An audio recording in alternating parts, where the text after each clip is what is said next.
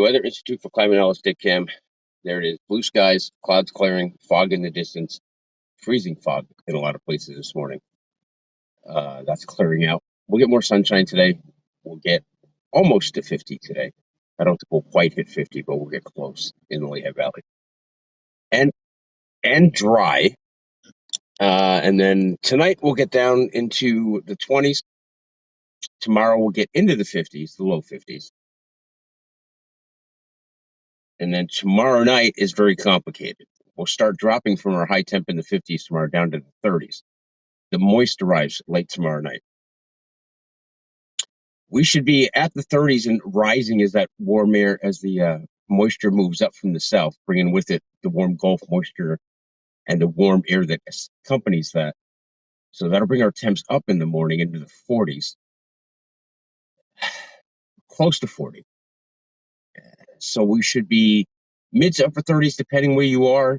The Lehigh Valley will certainly start off as rain, but it will quickly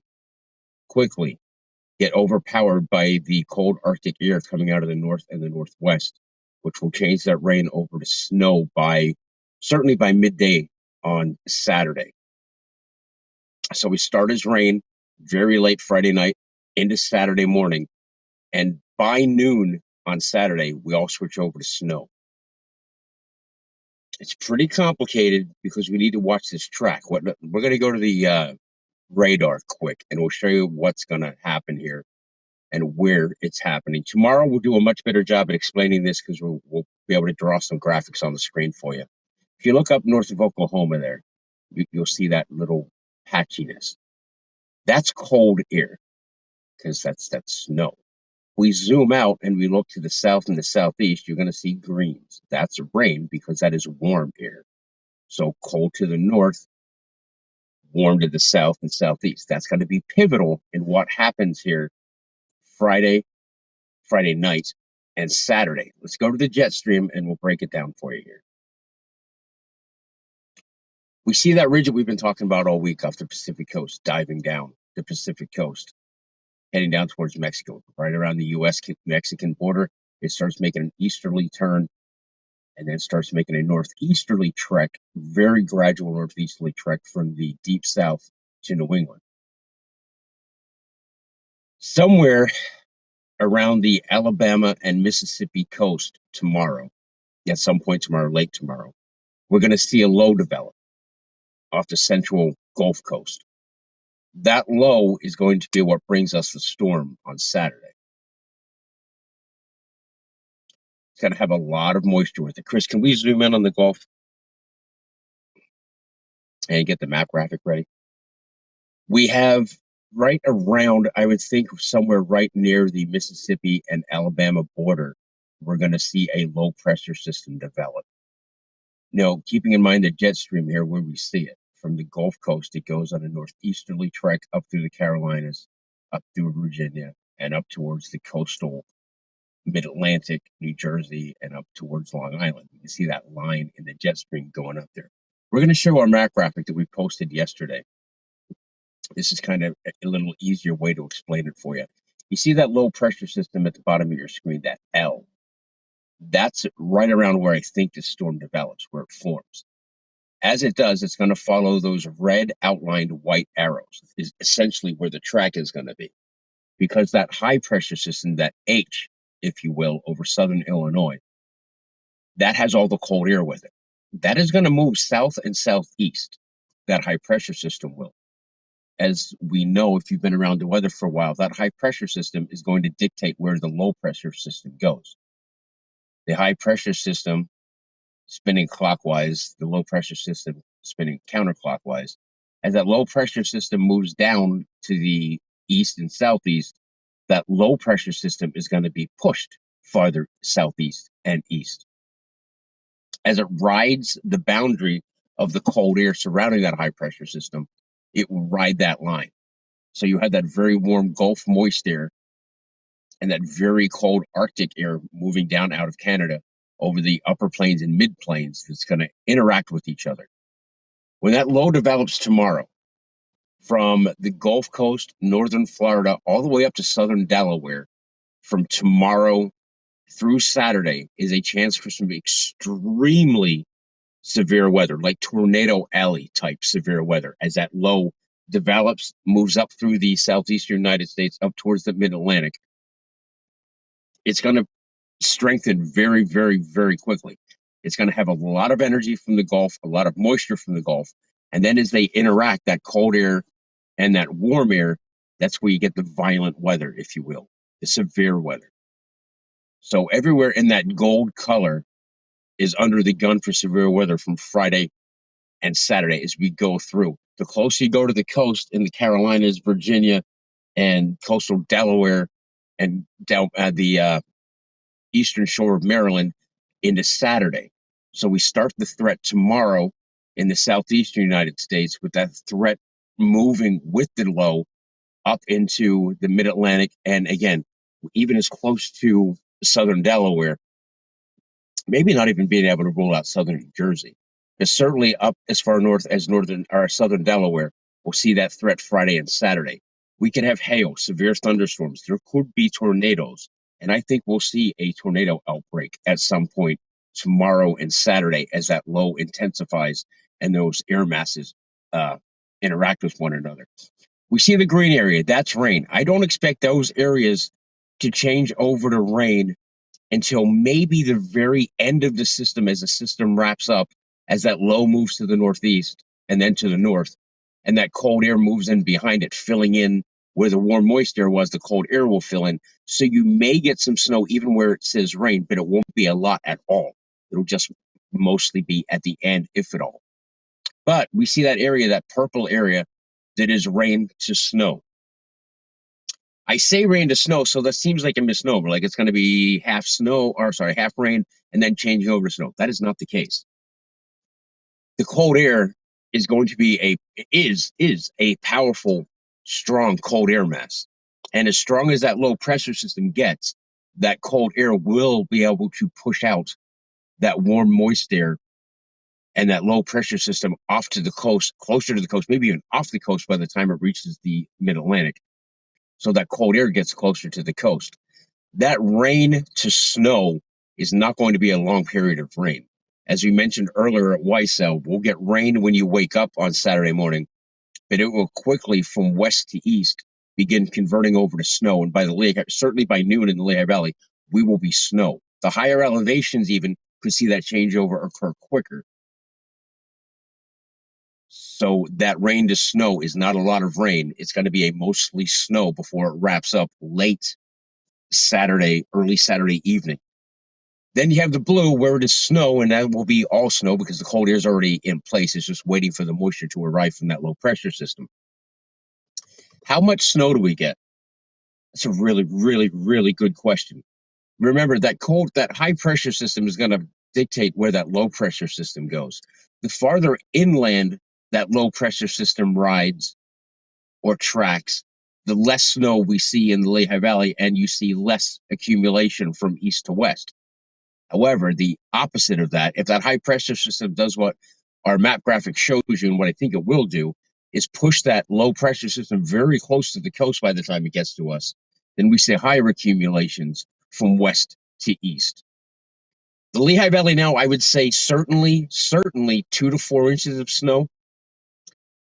And then you get not very far. You drive 150 miles to the north and west of us, not even that far. You could see 6 to 8 inches of snow. You drive another 30 miles, you might have a foot of snow. These lines are going to be very, very tight. And look, this is like a broken record because this is the pattern we've been in all winter. So this is what's been happening with basically every system. We have very, very tight gradients of accumulation and liquid precipitation and frozen precipitation and mixed precipitation lines. So one area, you get to, say, southern Delaware, rain. You get to northern Delaware, you could see some snow eventually. That rain turns over to snow. You get to Philly, Philly will eventually turn to snow. You get to the northwestern Philly suburbs, they will turn to snow.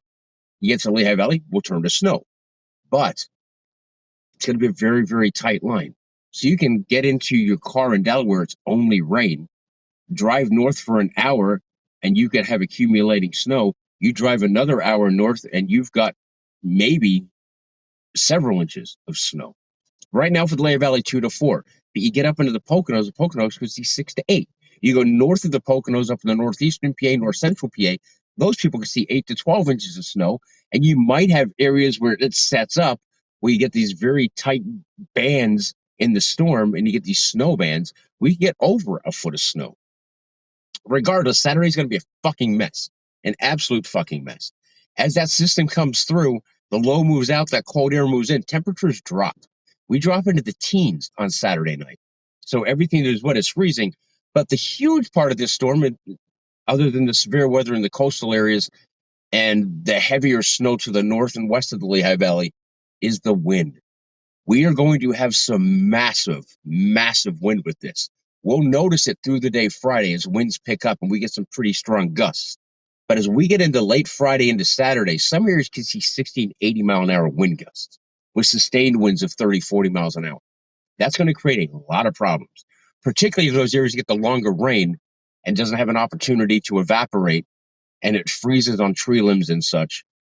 We're going to have a big problem with trees down, utility damage, power outages, and those things. In fact, Sunday morning, when we change our clocks forward 1 hour, that's 2 o'clock Sunday morning, by the way, some of you might not have power to turn your clocks forward. So heads up for that. We'll have some very, very damaging winds coming in Friday night, and through Saturday. Tomorrow, we'll start seeing where this low pressure system develops.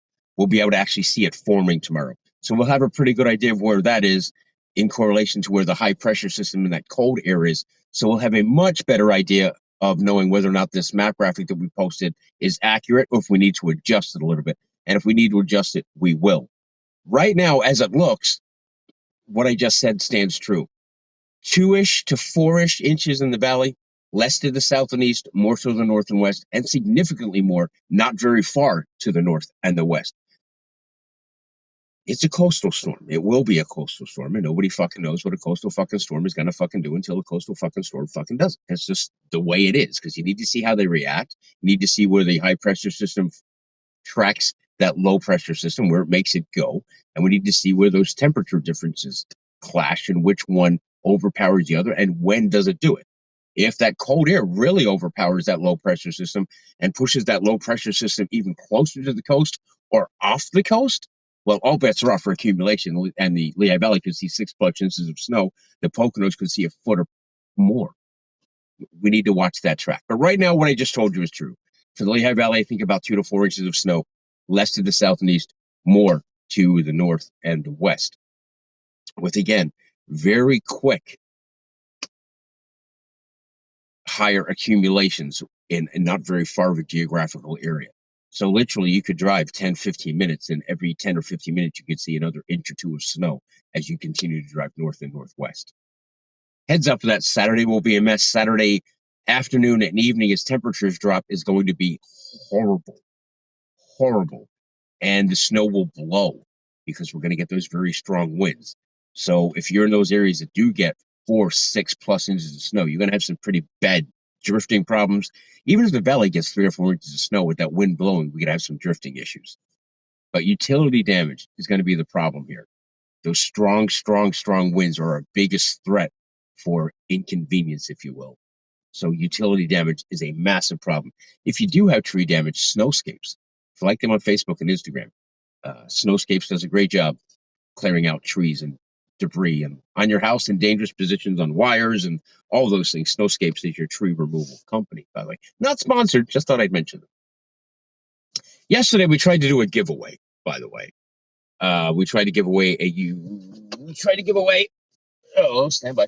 We tried to give away one of our no longer available Defend Ukraine shirts with the trident of Ukraine on it with Defend Ukraine on the front, and then the Go Fuck Yourself on the back, written in Ukrainian, with the Blue Cock Nation flag on the right sleeve. We tried to give it away yesterday, and the instructions were very simple. Put the word embassy in the comments of the YouTube video. Well, 99.9% of the people put it in the live chat of the YouTube video, not the comments. So it was impossible to do the giveaway because nobody can follow instructions. So today we're going to try it again. Peter, can I jump in here for 1 second? We're going to make it very easy for you. We're going to explain to you, you need to put it in the comments, which is below the video screen, not to the side of the video screen. To the side is the live chat. Underneath is the comments. You need to put it in the comments section of the video. We'll tell you what that word is in a second as soon as Chris jumps in here. We are hearing this conversation has already been ongoing in the YouTube chat. All right, go on. Andy Gabbo commented embassy within the first 15 seconds of the show. All right, it is a new word. It is a new word today, friends.